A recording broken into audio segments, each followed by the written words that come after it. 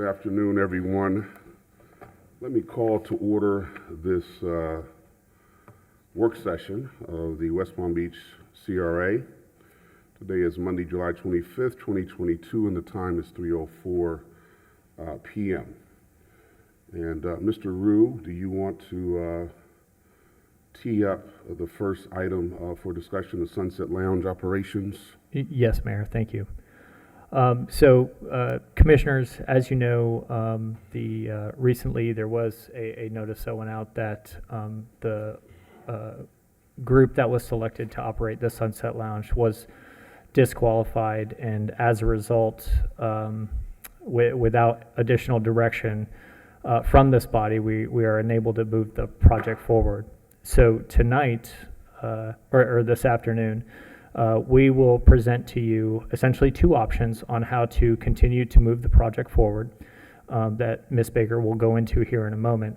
I do want to point out that there are some costs associated with those.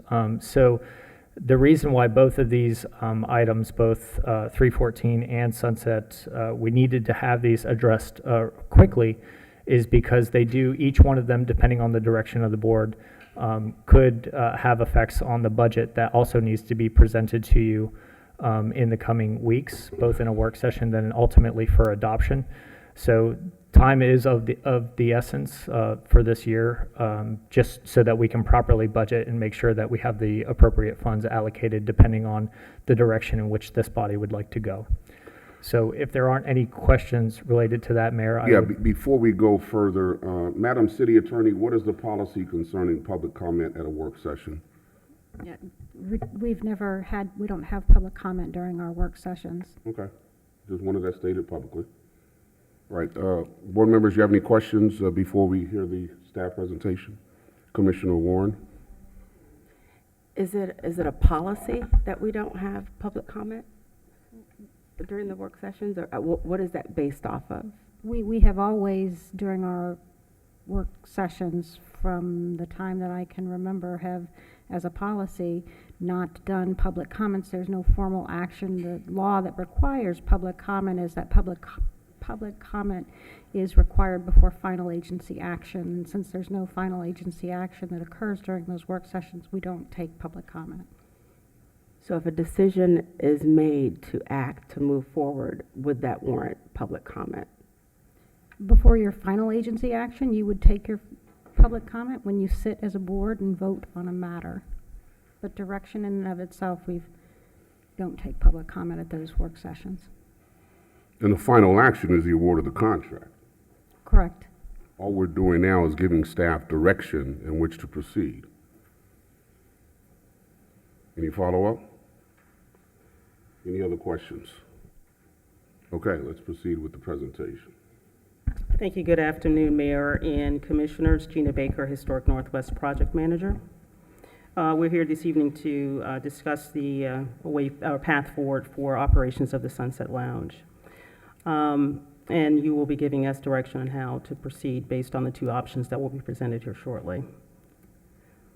With that, we received two proposals through the procurement process. The first proposal was from a Mad Room Hospitality LLC and Vita LLC. The selection was based on these 6 factors, culminating in 2, Vita LLC being selected on June 27th, 2022, but was subsequently disqualified on July 12th due to a violation of cone of silence. I think it is appropriate, as Mr. Rugg has indicated, that we talk about the carrying costs for the facility as it exists today.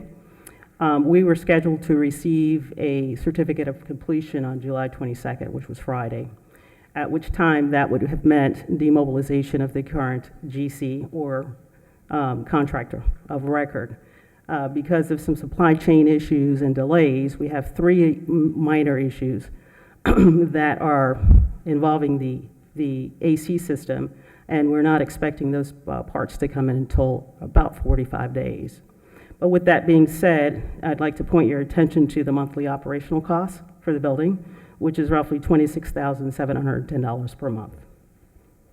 Upon execution of a contract, the agency will have the carrying costs reduced potentially in half to $13,327 per month, which is related to property maintenance and insurance. So the first option would be to negotiate with Mad Room Hospitality LLC.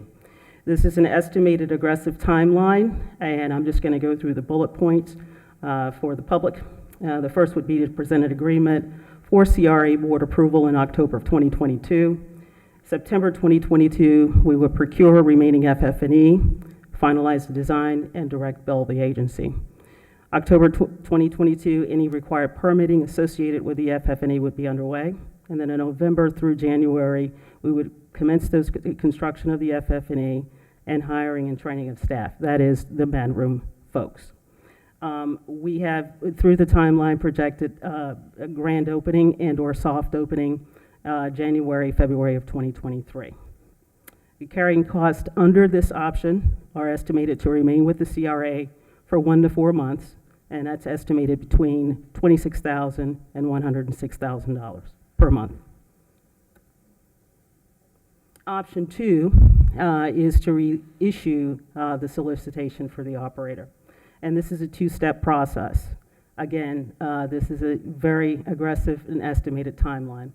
Step 1 would be a 60-day marketing campaign, which would include TV, print, social media, national and local promotions, as well as targeted direct marketing. And what I mean by that is we would select some desired operators and give them the marketing materials directly. However, each solicitation or each proposer would get the same information. September 15th through November, that would be the marketing campaign. And then step 2, which is the issuance of the invitation to negotiate. We estimate that to be about 30 days on the street. And from January through March of 2023, you would then review, shortlist, and we would give board presentations of whoever submitted negotiations or a proposal. From March through May of 2023, contract negotiation and approval, and then May through July, FF&E build out and hopefully an opening. And again, open to the public sometime in August of next year. So with this option 2, we will also be required to contract or to do amendments to the existing contracts. As you know, we have a existing contractor under the CMA delivery process, so we'd either go back with that contractor or go back out on the street. The scope and cost of that is to be determined. We also will be required to extend our owner's representative contract, and that cost also is to be determined at this time. So the carrying cost for approximately 9 to 12 months is roughly $240,000 to $320,000 for the year. I think it's appropriate at this time to just state for the public as well as the board the difference between an RFP and an ITN, and this is pretty much on the screen. The RFP, or request for proposal, is a negotiation with one proposer at a time. Then negotiate and then select a proposer and only negotiate the second-ranked proposer if the negotiations fails with the first. The ITN process, on the other hand, we negotiate separately with a short-listed proposal list. We'll bring back negotiated terms to this board for final selection, and this particular process is often used with real estate transactions. So with that, I now go to the board and answer any questions you might have, and we can commence discussions at this time. Thank you. Could you go back to the carrying costs on option 1? I know option 2 is a $240,000 to $320,000. What was option 1 again? Carrying costs? I'll get back there on my mind. So, with a selected operator, it would be $13,327 per month. But you had a schedule. Wait a minute, hold on. The- What? Hang on a second. You had a Here? schedule on option 1 as to what the total carrying cost would be. We're looking at 1 to 4 months, that's our guesstimate, and it's $26,106. Right, to $106,000 if it goes to full 4 months. Okay. Board members, we are looking for some direction. time is money. And so to me, it's evident, again, as stewards of this resource, which we've invested, how much, $16 million, $12 million? Which, 16 or 12? How much we invested so far? 16. $16 million in.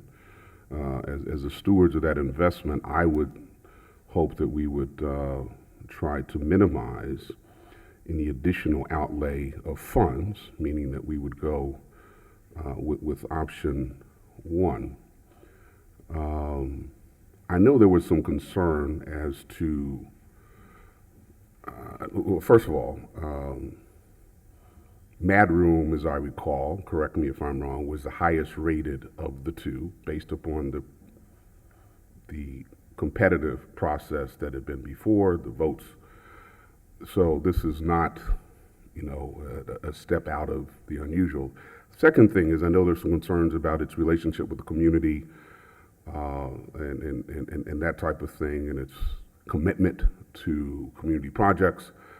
I would suggest and encourage you, Mr. Rugg, if this is the option, that we sit down with them and come up with an aggressive policy toward community engagement sooner rather than later. I would say even as we're negotiating the contract, but that's up to them.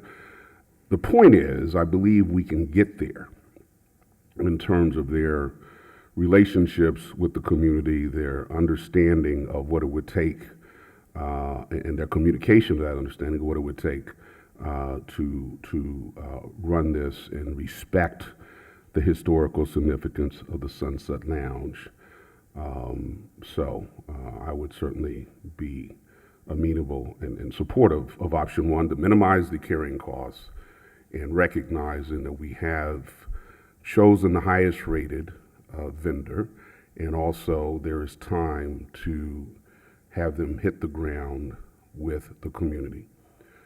I'll open it up for any further discussions, questions. Commissioner Lambert. Thank you. I would like some clarification on the carrying costs, because this is the first time I'm seeing these. So if you could spend a little bit more time kind of describing the difference between the costs of option one and option two. Because I thought that you said on one of them it was 26 to 106,000 per month, but then I think maybe I heard you later say that that's the total for 1 to 4 months. So I want to make sure that we're clear on the differences here. Okay, let me get back to the initial slide here. So the carrying costs, as indicated here, and I'll just enumerate them, is for landscape and irrigation, property insurance, gas services, water, electric, Comcast services, security, cleaning, and fire alarm monitoring. Our projected cost per month is $26,710. And then, of course, to the right is your annual cost for that. The note down at the bottom is a depiction or statement that those costs could potentially be cut in half if we have an operator on board, meaning we would only retain property insurance and the landscape and maintenance or irrigation for the exterior of the property. And is that our plan moving forward in perpetuity or just during this time? It would be my hope to be able to offset some of those costs through profit negotiation at the end of the day. Does that answer your question? That one question. Okay, so it's 13,327 a month if we went with option one. And how is that different then from option two? Okay, and then option two, let me get to the slide. Well, one day. I do sometimes think I'm having a nephew Tommy moment here. Let's see.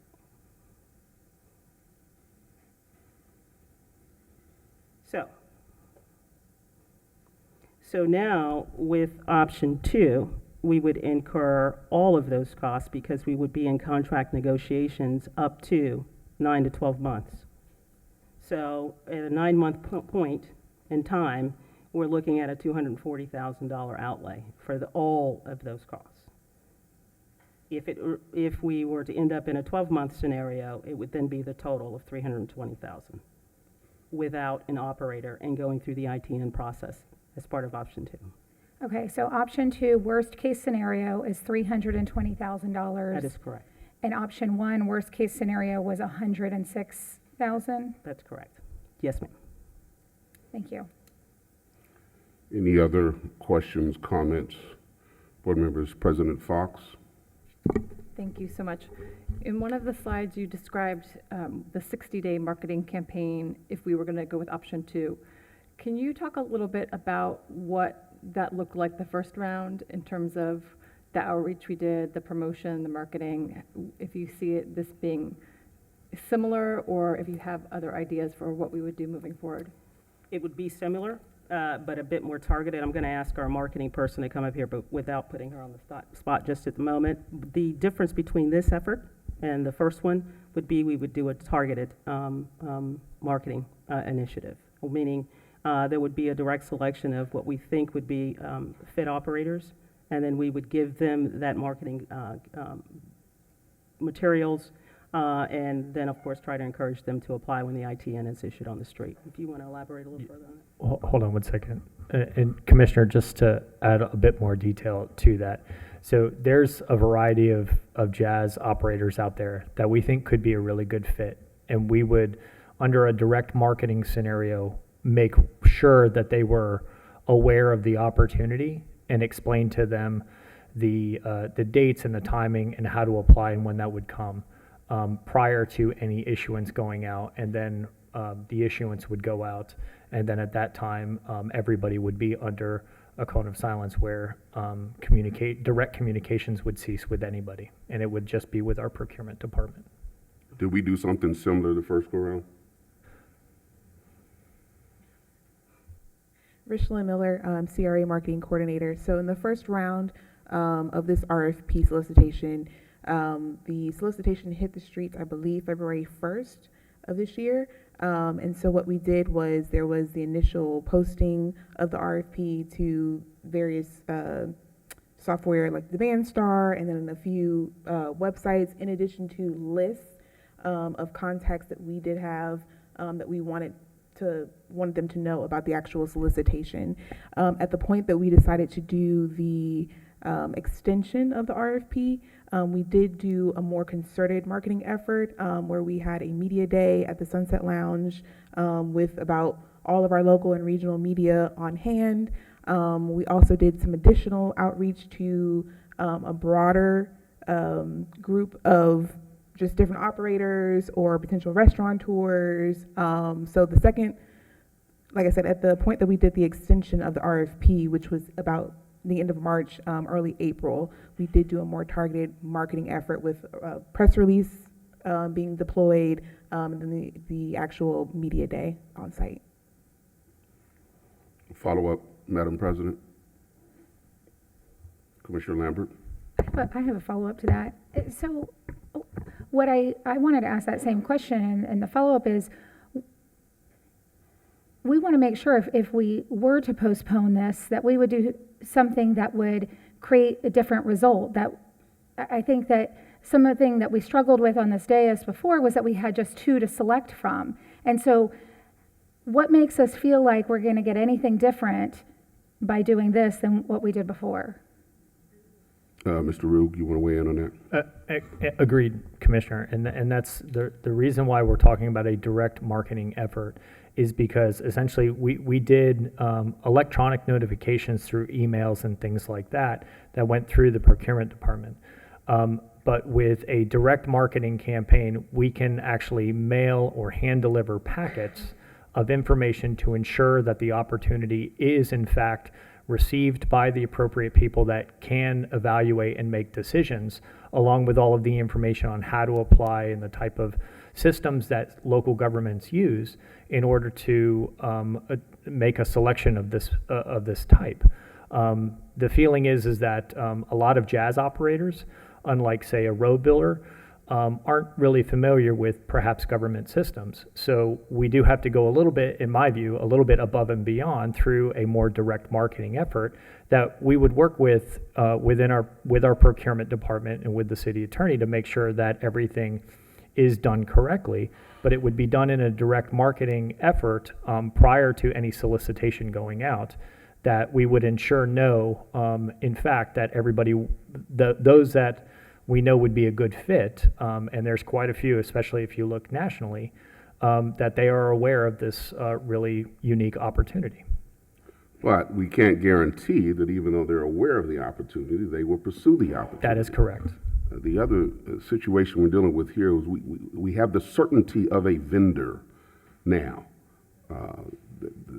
We have someone who was highly rated, and so by starting over, we don't know what we will end up with. Yes, we will do aggressive direct marketing, et cetera, but we are not guaranteed, if you will, of coming up with someone of equal or better quality going forward. And meanwhile, we've invested or continuing to invest $240,000 to $320,000 in uncertainty.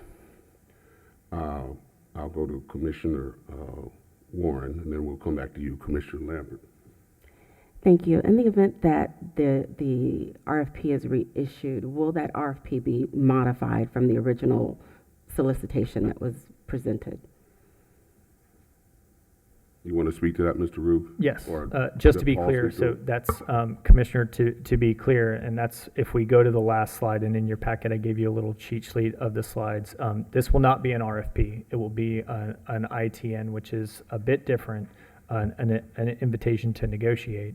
And yes, there's a portion of this component that we would assemble some type of team to look at what is in that. But again, we set a pretty aggressive timeline for this. I can't promise that we can meet that aggressive timeline if that is selected, but we'll do our best if that is the wish of the board. Okay, let me go to Commissioner Ward, then we'll come back to Commissioner Lambert. She has it. So the only reason we didn't do the invitation to negotiate in the first place is just because we usually do that in real estate transactions? Correct. When we put together the RFP, it was very specific, and it was pretty comprehensive and included a lot of different things in it. So it seemed a better fit to issue an RFP originally, because we were asking for a lot of things. Well, even with an ITN, we're going to be asking for a lot of things. I don't want to create the perception that with we move to an ITN, our wish list is somehow going to magically be reduced, right? I mean, what we put in RFP was stuff that was important to us as a board. So I would hope that we would continue to, even as part of the ITN process, I would hope that we would continue to try to negotiate those items which we feel as a board are important. Commissioner Lambert. Thank you. Can you go to the slide about option one?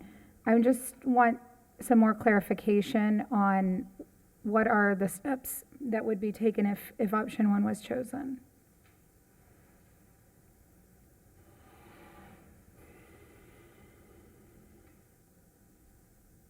Sorry about that.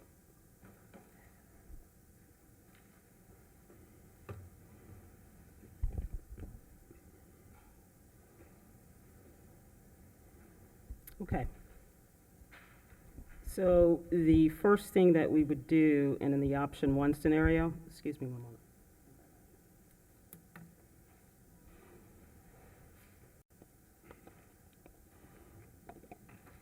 So should the board choose option one this week, we would start initial meetings with Madram. Then we would shoot to present the agreement to this board in October. In the month of September, we would be working with the Madroom folks to procure and finish the remaining FF&E, which is the finishes, fixtures, and the equipment, and finalize the design. Then in October, of course, we would then submit for any permitting, which would be very minor. November, we would begin or commence construction and installation of that equipment and finishes. And then with Mad Room's obviously verification, we would shoot for a soft opening, potentially for elected officials and potential donors, and then a grand opening in the first of the year.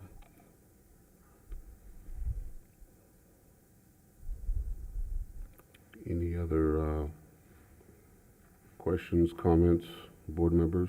Commissioner Warren? Thank you, Mayor. And I believe that I understand the majority of the position that I've heard in reference to moving forward with Mad Room as they've been, through the process and the fiduciary responsibility that we have. I also believe that we have the responsibility to take into strong consideration what we've heard from the public, how the public has had the opportunity to weigh in on this. And without the public having 3 minutes at the microphone, even if I remove the emails that were all similar, the majority of the emails that I received were in support of the of VITA. So I think that it would be incumbent upon us to allow the public's opinion to weigh in the decision that we make, and I don't believe that that decision, what I received, was in favor of moving forward with Mad Room. Well, Commissioner, I don't know what emails you received. I don't know how you factor in those emails. I do know that we as a board have a fiduciary obligation, and each of us will approach that, I suppose, in whatever way they feel comfortable.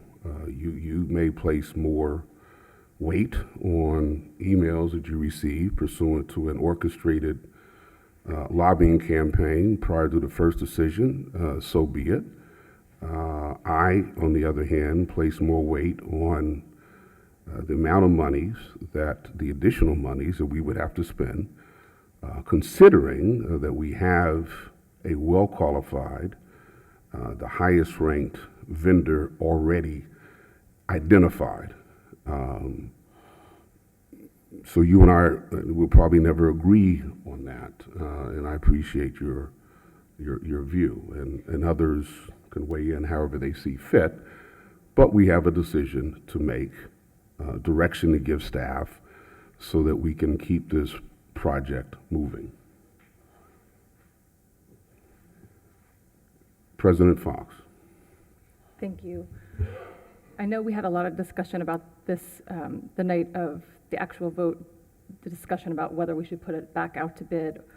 And I know at the beginning, when I first looked at the RFP, I thought it was just too aggressive, that it would be hard to find one group that could do all of those things. So I'm curious about the ITN.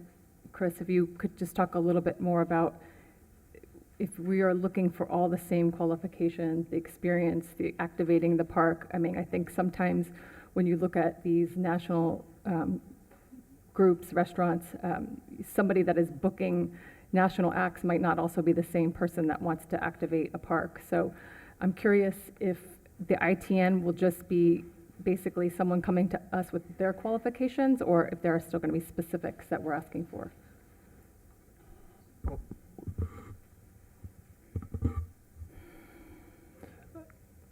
Commissioner, I think our procurement officer could probably shed some light on exactly what would be included. Good afternoon. I'm Paul Bass, our procurement official.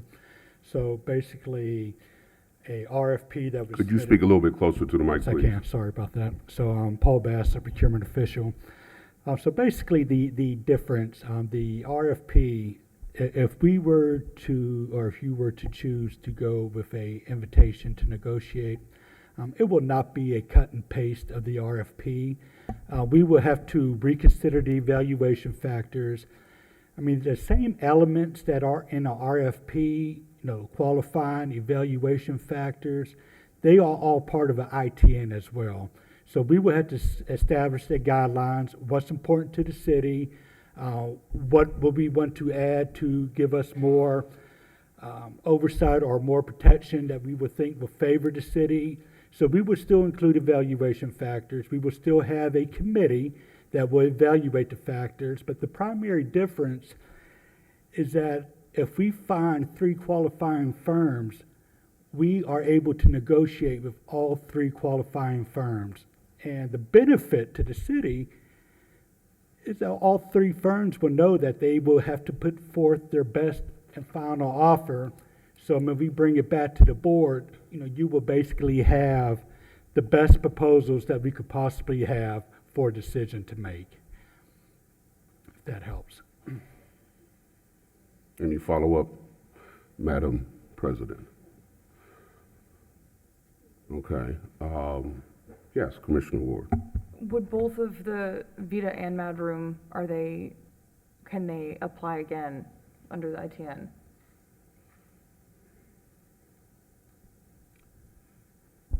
It will be open. I mean, it will be open to anybody who can meet the qualifications that we're asking for it. So yes, there's no limitations as to who would not be able to apply.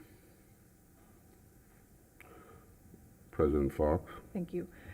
One more question. With the ITN, I know you mentioned that sometimes restaurants or other groups might not be normally looking in the government process. They might not be the ones that are looking for RFPs. So an ITN, and they're very extensive to fill out, I understand. So is an ITN a little bit more simple for some of these groups that we might be talking about that are nationwide groups that are not normally working with governments? Is it a little bit of an easier process for them to apply?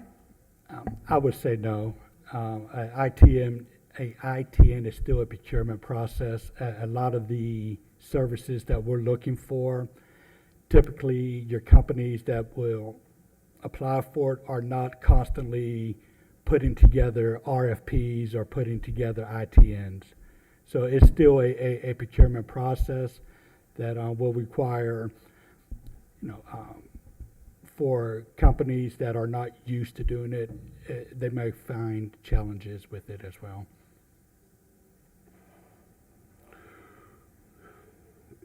Yeah, Commissioner Ward. I don't have a question more. That's my concern is we're going to do this. We're going to spend all this money.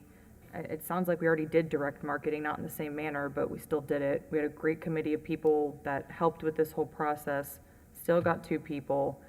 And I would hate to spend this additional money just to be back at square one again and potentially lose out on another, the applicant Mad Room. Essentially, we would have then said no to them twice, expected them to go through it again and spend the money and work and negotiate. Potentially, they wouldn't be interested. I'm just sharing my thoughts because it doesn't seem like a great idea. I understand that we wanted to have the process and be easier, but it doesn't sound like it actually is going to be that much easier the second time around. So then we've waited. And it will certainly be more expensive because now we have actual carrying cost for up to a year, which is coming out of the CRA budget. When we have, it's old saying about a bird in the hand is worth 2 in the bush. I mean, we have a vendor who has been vetted, gone through the process, was the highest ranked. Are they perfect? No. I don't think we had any perfect vendors. We as a city, CRA, and it's something I said the first night. I mean, the CRA is not just turning over the keys to the sunset and walking away to the operator. This will be a hand-in-glove relationship. We as a CRA will be working closely with the operator because the success of the Sunset Lounge is paramount. I believe it's paramount to each and every person on this dais. I know it's paramount to the CRA itself. So we will be working closely with the successful operator in order to make the introductions, help them build relationships, again, to see that this is successful. One of the other things I think there's some discussion on is having a group of citizens work with the CRA on a long-term vision for the Sunset Lounge along with the successful vendor, which will certainly come back to this body, so that everyone is on the same page as to what they want this to look like, what the sunset to be. And I think that's an important step that we will have to take at some point. But again, I think we need to take advantage of what we have in front of us, which is a highly qualified vendor, and work with them on building their relationships in the community, communications with the community moving forward. Any other questions, comments? How do you want to handle the direction? Do you want to, I don't know if we need a formal motion, or Madam City Attorney, what? We're not taking votes, just really, Well, enough conversation to know all right. which way to go. I'm certainly in favor of moving ahead with negotiations with Madroom. That's where I am on this. Commissioner Ward? But isn't that a vote? I'm confused. You're asking for us to tell you, but so that would be us voting on it, correct? You're not taking formal votes, no, you're just having a conversation about which way you want to go. You know, there's But not a what comes formal from that motion conversation? and second and all like that. I guess we're just expressing each of our individual views and see if there's any consensus that can be reached. Is that another way of putting it, Madam City Attorney?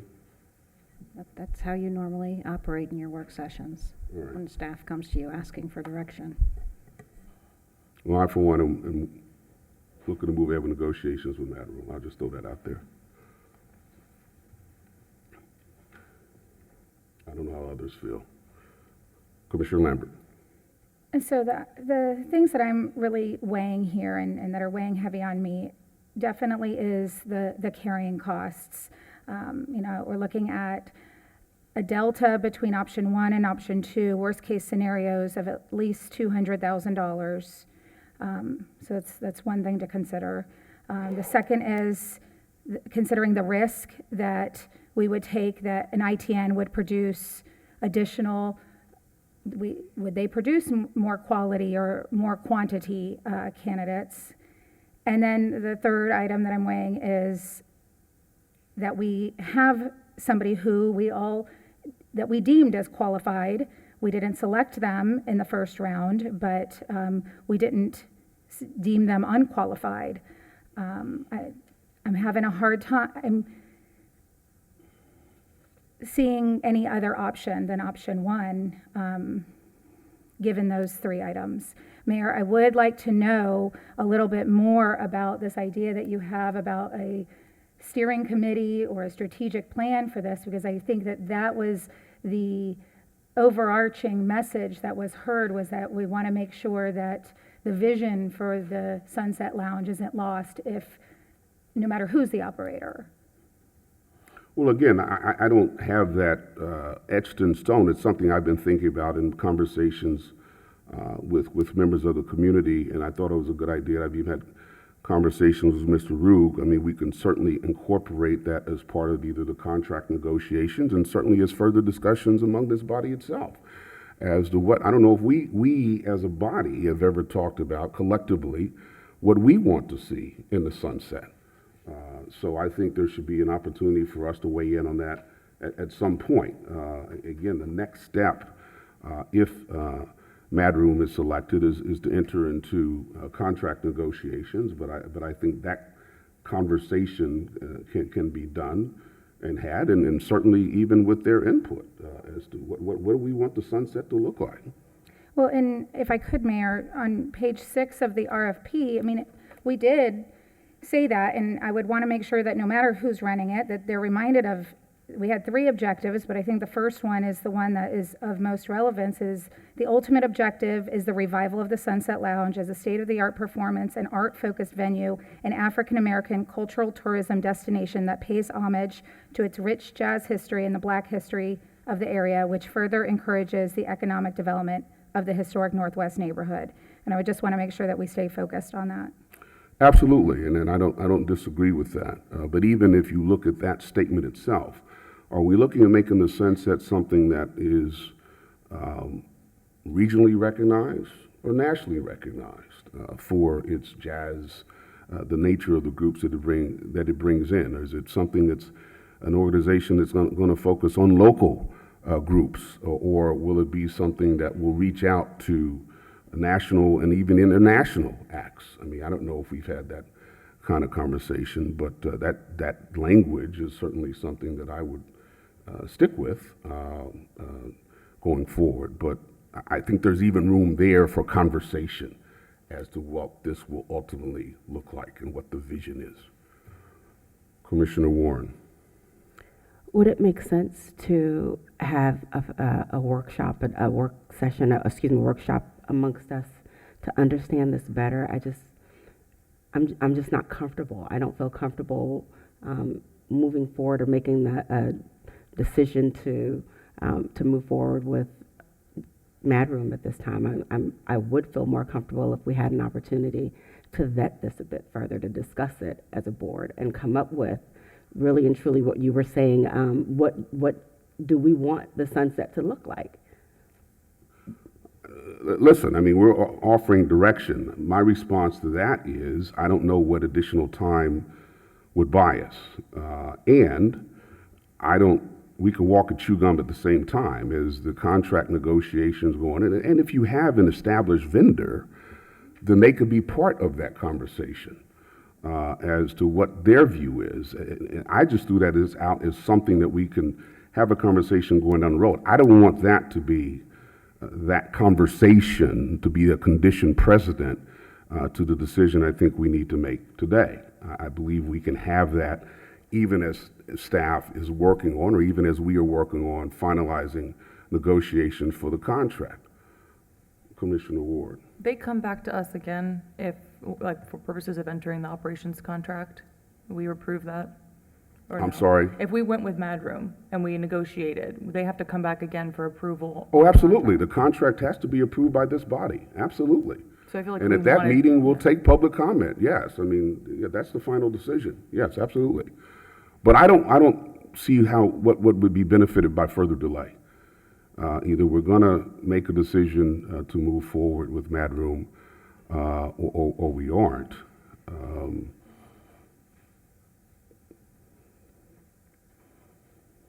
Okay. Again, it's commissioners. What's your pleasure?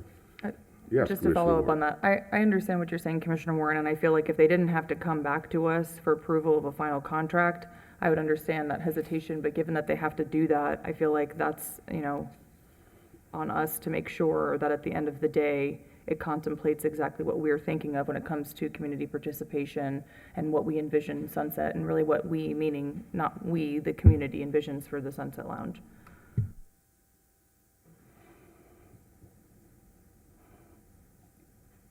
So do you want to offer any direction to staff based upon that comment as to how you're feeling?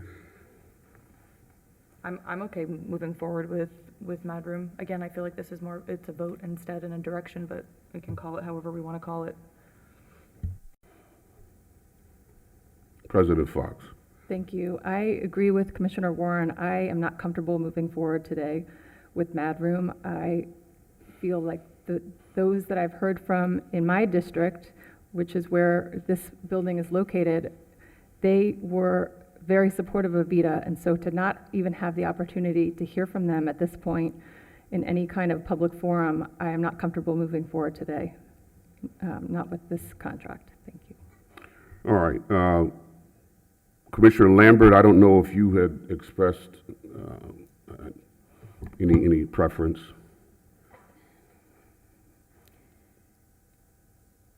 I feel like we had the opportunity to hear from both presenters, and that is the process that this city has followed for decades. And it's unfortunate. I don't like the situation that we're in right now. I wish we could have moved forward with what we voted on in just a few weeks ago. But since we're here today, then I'm comfortable with moving forward with option one. All right. Well, I've heard three commissioners, myself included, express comfort with moving forward with option one. Two commissioners are not as comfortable. And under my simple math, it looks like a 3-2 kind of, I don't know if it's vote or not, but direction. Is that sufficient direction for you, Mr. Rook? Yes, Mayor. Or any objections to directing staff in that, moving staff in that direction? Yeah, Commissioner. I know Wood. that I'm kind of just like beating this up, but like, if it's, so it's a vote, so it's 3-2, or are we having unanimous decision because we're having a discussion and a point? I feel like this is kind of in such a gray area to me. If we're making a decision like this, again, is it I tell you what, majority rules? To make it come, do you want to propose, I don't know, is it I just- improper to have a motion, I just want, Madam City Attorney? I want direction. It's not improper to have a motion, it's just a matter of whether or not it's final action for which you want to have public comments, and since we're having ultimately at the award of the contract, that comment, you still have fulfilled that obligation. So if you prefer to make a motion, make a motion. Commissioner Ward, if you No, want. I just wanted to be clear, so it's not like a unanimous discussion. This is my first rodeo with this, so I want to make sure that I'm sorry, we're- there is no unanimity. It's just a unanimous vote majority, report, no. majority rules on this, and we move forward. Normally on your direction and your motions, your And again, official I action asked is the majority. question whether anyone was objected to directing staff to move forward with Madroom. I didn't see any hands. Okay, I don't want to beat this horse. Okay, I believe that we have, yeah, Commissioner Warren.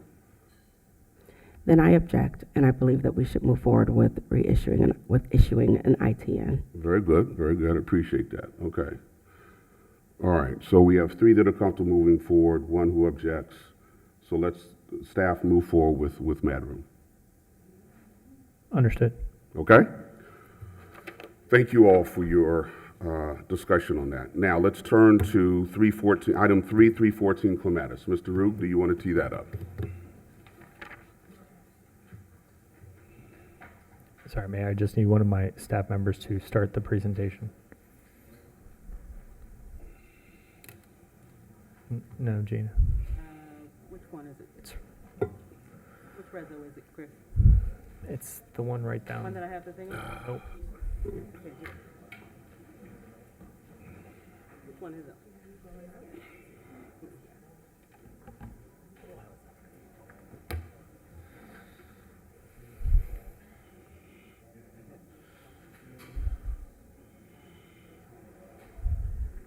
Thank you, Mayor.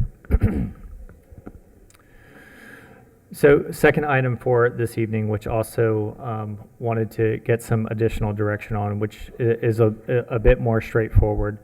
So, my clicker on? Just going to go over a quick overview timeline, the direction that was given from the board, and then based on what I've heard from Brand Atlantic, spoiler alert, they have determined that, or have expressed that their proposal is no longer available. And because of that, the second step in the direction that was given on July 14th was to, I'm sorry, the direction on July 11th was to reissue the opportunity and do the notice of disposal again. And that is what we're here to determine, essentially. Before I go back out, I want to be very clear about what the board's expectations are for this building. And so I have some proposed language of what could be in that renotice when we put out the notice to bid for 314. So I'll just walk through these. Essentially, we know that there was interest in paying about $10 million for the building, so I would put that into some type of asking price that would be noticed. Obviously, we want the uses to be to meet the downtown master plan and the zoning code. One thing that I think we do need to put in any kind of language is that we would prefer that it would be a use other than any kind of nightclub or alcohol-based establishment. And that's just because of the past history that the building had with other operators. We want a relatively quick due diligence and closing. not to exceed 120 days. And I'll talk a little bit more about that in the next slide, but that's essentially to get the building closed by the end of the year. Next, making sure that any proposals are all cash with a proof of some type of renovation budget. It's not good to just simply purchase the building, but we also want to see it actually closed with a full purchase price, and that they have the money to repair it once it is purchased. Obviously, we want it to meet the goals of the CRA, and then also really important, because of the value of the building, we want to make sure that this remains a tax-generating piece of property in our downtown because of its value. Lastly, just having experience with these type of projects, I think, is critical. We want to make sure that we're dealing with, I think, somebody that has done this in the past. Being very clear about how they intend to bring the building from its current state all the way to an actual opening. And then if there is any kind of unique partnerships or agreements, that those are very clear and we know the terms of those up front. And these were, I'll work with the city attorney on the specific language, but these would all be essentially the components that I would include into any kind of notice that we would put out. Obviously, we would reissue the notice for the 30-day statutory requirement, but we would also post it on LoopNet and CoStar. We did that last time. I think we had great success with people submitting proposals using those outlets in addition to other channels in the real estate industry. So briefly going based on that 120-day closing, this is generally what the calendar would look like, again, to get this turned around. Get an offer back to this board the beginning of September, and then work really diligently to make sure that we close by the end of the year. Now, this is a goal, and is, subject to change based on the proposals that we receive, but just to be clear about the expectations before we go out. So happy to answer any questions on this. I did leave some of the printouts of the slides, so you can look at those as well. It is important to note that, again, because we own this asset and, there are maintenance and operation costs associated with it that we hadn't anticipated in our budget, that I know how this board would like to proceed, so that obviously we can take quick and aggressive action, but at the same time budget accordingly in case there is some alternative direction that the board would like to take. Mayor? Yeah, Mr. Rue, why did we put 10 million in as opposed to 10.5? I thought we had an offer for 10.5. Mayor, it was based on some of the changes to the market conditions. That can be changed. If you would like to move that up to 10.5, I'm happy to adjust that asking Always price. go down. Yeah, We'll see what's out there at 10.5. understood. Commissioner Ward? What's the difference between this notice? It doesn't seem like there's a lot between the outline that you have here and the prior notice. It's my understanding that in this notice, we're going to put in the advertisement itself, the prior advertisement simply said that we were going to list that property and take all proposals. In this particular proposal, we're going to outline some of these conditions that are up on the board so that they know coming in what we're looking for, so that we can just do away with any proposals that don't meet the requirements that are before you. Yeah, the last notice that went out was not this specific. It was more general and just met the state statute. This one will be a lot more specific to make sure that the real estate industry is very clear about what the expectations are of this board. President Fox? Thank you so much. I think, obviously, I was very supportive of 1909's bid, and the only reason I decided to move forward to this point was because I didn't think it was really fair to the second group that we would essentially be then partnering with the third group. But now that the second group has decided they're not interested anymore, is there any reason that we can't go to the third group at this point? To the Commissioner. Yes, sorry, go ahead. Mayor, just to be Yes, clear, Mr. it's Rue. not that Brand Atlantic wasn't interested, just their original offer, they said it was no longer available. So they are still interested, just under different terms. And all groups can re-participate. under the new notice. Commissioner Warren. What would we require from them to show their ability to close within that 120 days? I think we would want to see, obviously in their proposal, we would want to see some type of proof that they actually have the ability to close in the time that they have shown. And there's a variety of things that we could request to show that kind of proof. So would we be asking for a guaranteed source of funds? I would want some type of guaranteed source of funds. It just, and to be clear about on the quick closing, that is contingent on it, because that's just, we don't want to waste their time or the city's time. We want to make sure that this is to close aggressively. Any other questions or comments from the board? Okay, what do you need from us, Mr. Rube? Just kind of a consensus? Is this General okay? consensus that, Mayor, your comment about the 10.5 is great insight, so we can change that. Otherwise, I just want to confirm and share with you all the language, and then I'll continue to move forward with the direction that was set by this board to reissue the notice that was set on July 11th, just to make sure that there are no other changes or comments to the proposed language that we will issue in the notice to dispose. Commissioner Ward.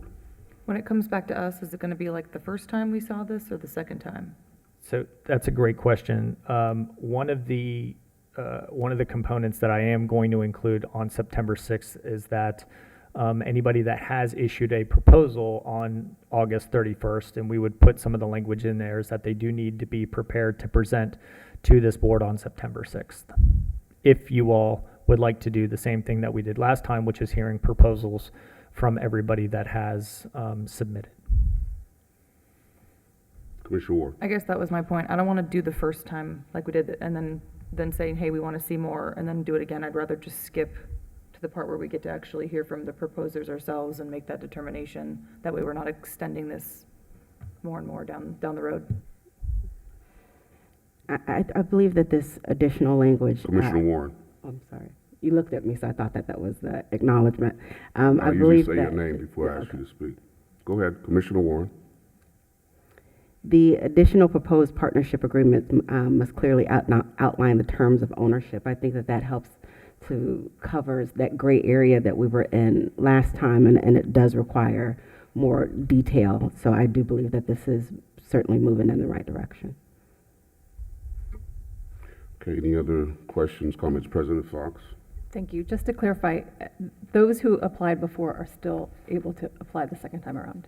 That is correct. I have not been advised that anybody has violated any of the rules prior. Any other comments,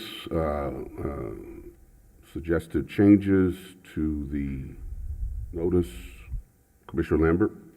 I don't have any suggestions for the notice, but for the next step, since we did start talking about that, I know all of our time is very valuable and it's very limited, but I did find the limited amount of time that we had for Q&A to be difficult to get to some answers in, and maybe some things would have come up had we had a little bit more time for Q&A.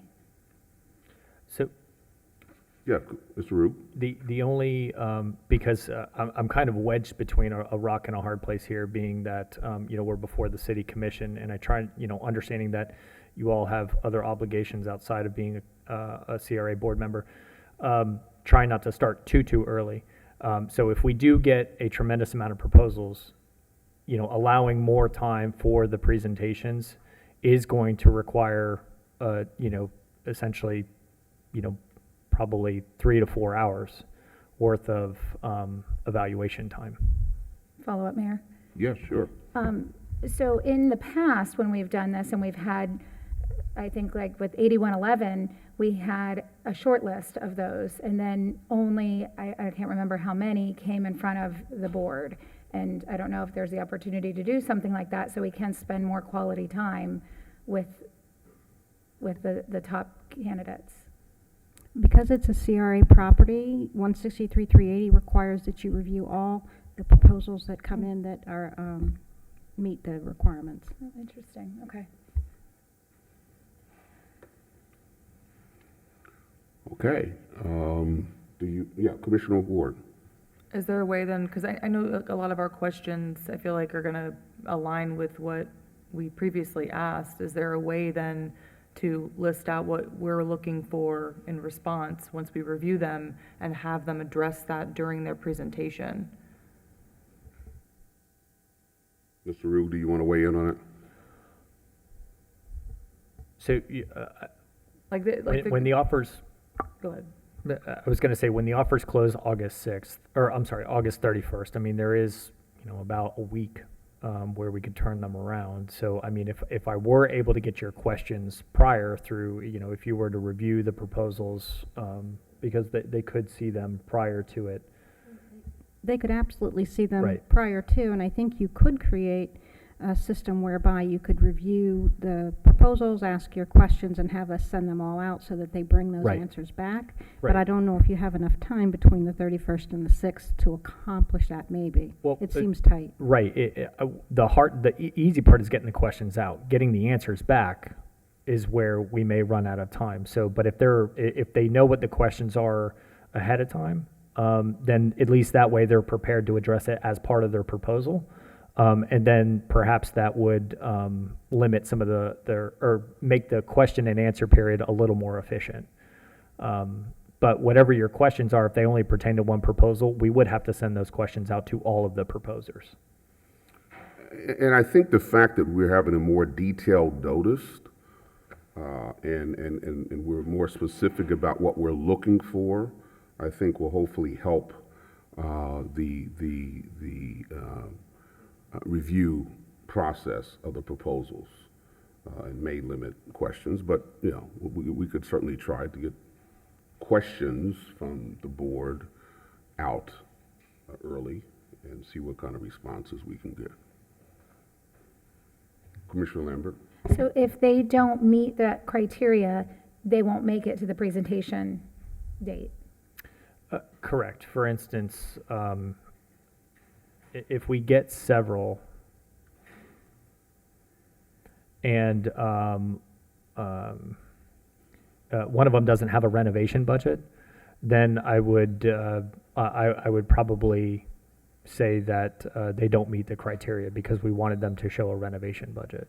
And how would that work with an asking price? So if we up the asking price to 10.5 and let's say someone comes in at 10, we're saying we would negotiate on that, but not on the others?